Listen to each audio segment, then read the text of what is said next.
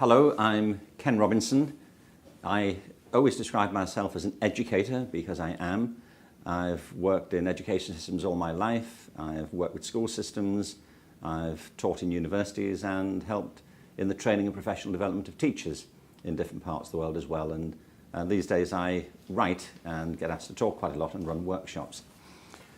I've written a lot about creativity, and people often say that you can't teach creativity and you can't assess it. I remember once working with a political group in the UK, and the then Secretary of State for Education said to me, of course, the trouble about creativity is that you can't define it. And I said, no, I think the trouble is that you can't define it. And I don't mean this frivolously. People often make these claims because they haven't really spent much time thinking about creativity. They think they know what it is, and that they feel entitles them to pronounce on what you can and can't do with it in schools. So let me just say a couple of words about this. Creativity, as I see it, is the process of having original ideas that have value. There are three bits to that. It's a process, it's not an event, it's rarely the case, it's not never the case, but it's rarely the case that if you're working on a creative project that you get the exact final version at your first attempt. That's true whether you're working on a mathematical theorem or a scientific hypothesis or an experiment or designing a bridge or a house or composing a piece of music. It's normally a process of trial and error. And we know quite a lot about that process and how it works, some of the phases it typically goes through, some of the blocks to it and how you can unblock them. Secondly, it's about original thinking. It doesn't have to be original to the whole world, but it certainly has to be original to you. It may be original to your peer group. It may sometimes break the way people have thought about something since the beginning of time, but it's not a requirement of creativity that it has to be new to the planet. And thirdly, it's about value, and people often contest this and say, well, whose values? And that's exactly the point. All creative processes involve evaluation, making judgments about whether it feels right. You can see it, you know, if you're writing a poem or if you're doing a design or planning a speech. Is that right? You're crossing it out, it doesn't feel right, it's not really what I mean, I'm not sure that's quite the way to go.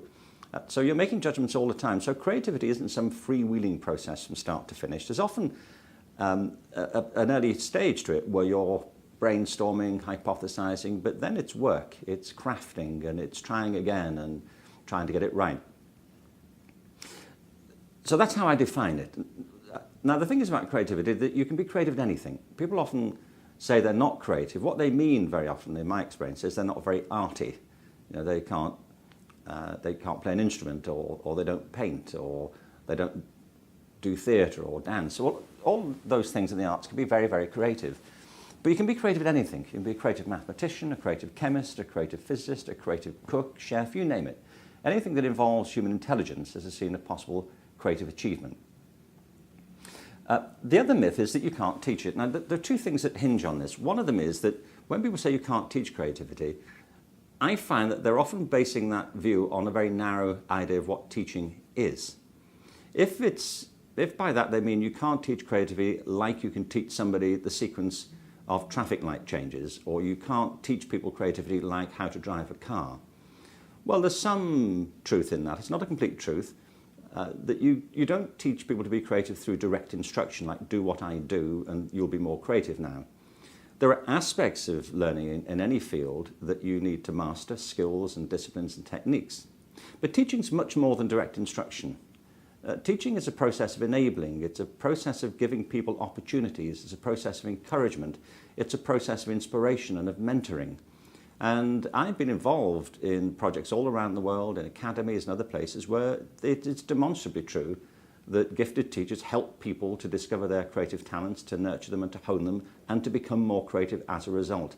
To understand that you can teach creativity, we need a more expansive and enriched conception of what teaching is and how it actually works. And when people say you can't assess it, it's not true either. I think it's because people, again, often operate on a narrow conception of creativity, that it's just some freewheeling process that any idea will do. The clue to understanding that you can assess creativity is to go back to the definition, that it's about original ideas that have value. And In any particular field, you have to identify the criteria for originality, for example. You have to identify what you mean by value. And I remember years ago, I was working on a university committee and somebody saying, well, how would you ever judge a novel? How would you judge how creative it is? And I said, well, you'd ask some novelists about that. How would you judge a mathematical paper? Well, you ask people who know about that discipline in the field to make judgments about whether it does count as original. If you're looking at young children's drawing, you would apply different criteria than if you were assessing the success of the roof of the Sistine Chapel.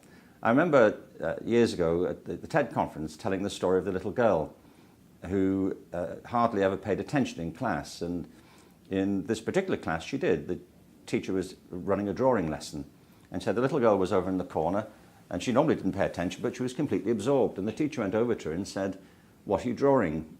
And the girl said, I'm drawing a picture of God. And the teacher said, but nobody knows what God looks like. And the girl said, they will in a minute. You see, what I love about that story is the confidence the girl has in her own drawing. Well, you wouldn't apply the same criteria to a 5-year-old's drawing as you would to a seasoned animator or cartoonist or an architect. So you can assess creativity providing you're clear on the criteria of originality and of value. And as soon as we get clear on those issues, they can be taught, it can be assessed. We're then in a position to integrate it properly into the entire curriculum, not as some afterthought, but as a way of transforming the power of teaching and of learning.